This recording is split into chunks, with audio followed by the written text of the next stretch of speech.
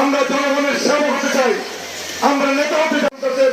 রাজত্ব কায়েম করেছিল, অনতিবিলম্বে তাদেরকে গ্রেফতার করে এই সমস্ত অভিযোগ উদ্ধার করতে হবে।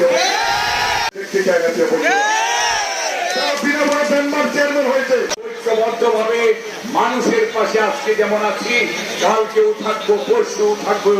জনগণের অধিকার আদায় না হওয়া পর্যন্ত আমাদের এই ঐক্যকে ধরে রাখতে হবে। আপনাদের সবাইকে ধন্যবাদ। আমাদেরকে নিয়ে ষড়যন্ত্র করতে দেওয়া হবে না।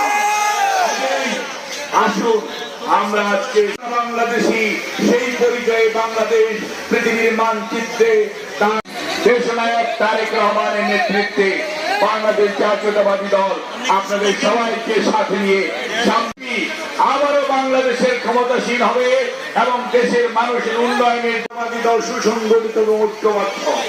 আপনার আমার ঐক্যই আগামী দিনের জাতীয় নির্বাচনে বাংলাদেশ জাতীয়তাবাদী। আপনার মনে রাখতে হবে, এদেশের সংখ্যাগরিষ্ঠ মানুষের দল বাংলাদেশ জাতীয়তাবাদী। এই বাজারের ব্যবসায়ী জায়গা জমি দখল করেছে, এখানে তাদেরকে যেখানে পাবেন সেখানে তাদেরকে প্রতিহত করতে হবে।